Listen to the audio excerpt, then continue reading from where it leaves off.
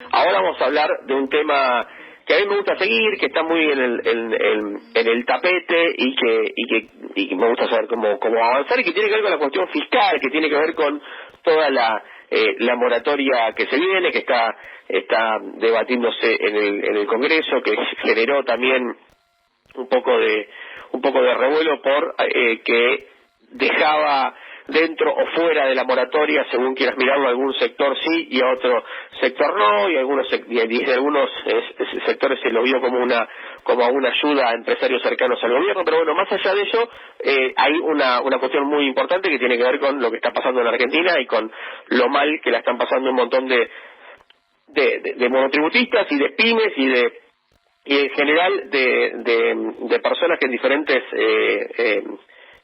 factores y alternativas aportan al fisco nacional y que la está pasando muy mal. Vamos a hacer un repaso de todo lo que tiene que ver con estas cuestiones tributarias. Vamos a hablar con Iván Sasovsky, que es especialista en estas líneas. ¿Cómo estás, Iván? Buen día. ¿Qué tal? Muy buen día, Sebastián. Saludos a toda la audiencia en este día tan gris acá en Buenos Aires. Día gris. Bueno, Iván, gracias por atendernos. Quería contar un poco cómo es tu visión, cómo ves el tema este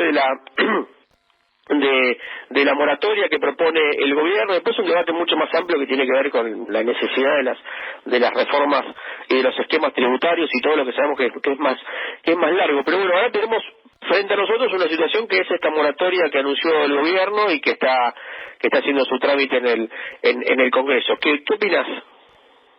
A ver, yo creo que alguna medida fiscal el gobierno respecto a la pandemia tenía que tomar, y a diferencia de lo que hicieron otros países que prorrogaron impuestos o suspendieron incluso determinados tributos durante los periodos de pandemia, el gobierno decidió no optar por ese camino y de alguna manera recaudar todo lo que sea posible de aquellos que voluntariamente paguen sus impuestos y luego de alguna manera regularizar las deudas de quienes no lo hayan hecho. Y por eso se opta por la moratoria. Las moratorias siempre son injustas, Sebastián. No digo que no sean necesarias. Son injustas para quienes pagan sus impuestos en tiempo y forma, para los cumplidores. Y siempre, digamos, el mensaje es muy negativo porque en la Argentina cada 2 años hay una moratoria que perdona todos los delitos de carácter tributario, perdona intereses, perdona multas. Entonces, la verdad es que la propensión de riesgo a ver, esto es como cualquier ley que implique una responsabilidad hasta de tipo penal y que cada 2 años te digan, bueno, no sé, le perdonamos los que hayan robado durante estos 2 años, perdonamos a quienes hayan cometido determinados delitos durante estos 2 años.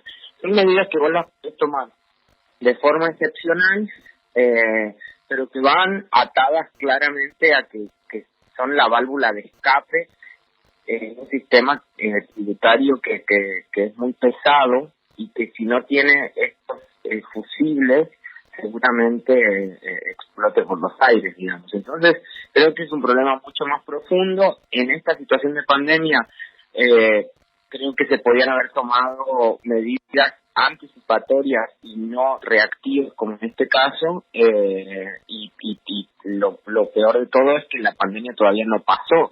Entonces yo creo que sí es inoportuna porque todavía quedan los peores meses por delante, la crisis se va a profundizar, y para mí esta moratoria tendría mucho más sentido si se estaría hablando de un nuevo esquema tributario para justamente incentivar la inversión y el empleo una vez transitado esta etapa de falta que vamos a tener en la economía argentina, ¿no? Iván, decime una cosa, yo sé que son muchas y muy importantes, pero decime una cosa que para vos es sí o sí fundamental que esté en ese nuevo esquema. En ese nuevo esquema, primero, una exhibición de impuestos para los proyectos que generen empleo en los próximos 2 años. O sea, generar una senda de seguridad jurídica para generar empleo, pero empleo que esté registrado, que genere algún tipo de registro, de identificación de cada uno de los empleados, quizás poder relacionarlo con quienes hoy estén cobrando el IFE e incentivar la contratación de ese tipo de perfiles, cosa de que el Estado no tenga que seguir gastando de recursos que no tiene para pagar a personas que están sin trabajo, con lo cual necesitamos sí o sí alguna señal por parte del gobierno en pos de la inversión privada.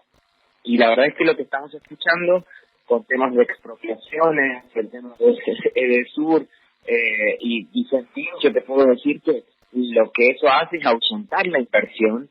Nadie quiere contratar a un nuevo empleado y eso hace que entremos en un círculo vicioso complejo en el peor momento. Entonces yo llamo a la mesura de la clase dirigente, a que la oposición también haga propuestas constructivas en este sentido y que se transiten los problemas reales de la gente, que no tienen nada que ver con lo que se está debatiendo hoy por hoy en la Cámara de Diputados.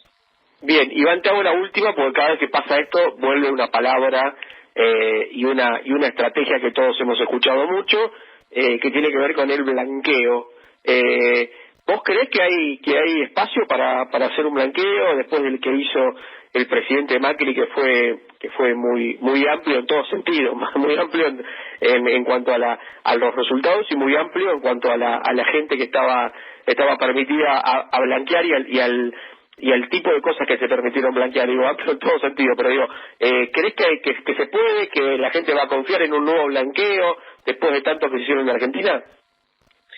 A ver, la cantidad de blanqueos de la Argentina es directamente proporcional al grado de informalidad que tenemos en nuestra economía. Por lo tanto, yo ya lo escribí en abril, en el sentido de que el gobierno de Alberto Fernández necesitaba un blanqueo, y todos los gobiernos que vengan bajo este sistema tributario tan excluyente de la formalidad, obviamente que van a tener cierto éxito, incluso en situaciones de cepo y de default como ya tenemos el ejemplo de lo que fue el CEDIN en 2013 del gobierno de Cristina, y que recaudó 3.200, o que se blanquearon 3.200 millones de dólares, lo que es muchísimo para este momento, con lo cual mi respuesta es: prefiero que se hagan este tipo de mecanismos de sinceramiento antes de crear nuevos impuestos, y el objeto es recaudar, pero no tiene sentido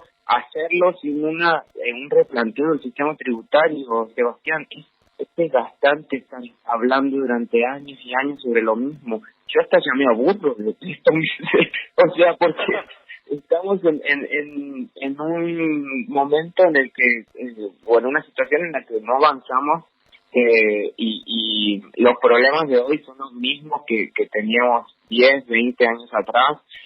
Todos los gobiernos de la democracia tuvieron su blanqueo, excepto el de Néstor, pero Cristina sacó la revancha y tuvo 2 en sus gobiernos, con lo cual realmente creo que es una deuda de la vuelta a la democracia el replanteo de un sistema tributario lo suficientemente reactivo a los cambios de la economía, y reconocer que nos equivocamos. En materia tributaria nos equivocamos sistemáticamente, y eso ya creo que no tiene más margen para poder seguirse paso. Iván, te agradezco mucho por la charla, como siempre. Te mando un abrazo grande. Un abrazo grande y que tengan muy buen día. Bueno, igualmente, gracias. Hablamos con Iván Sasovsky, de Sasovsky Asociados, especialista en cuestiones tributarias.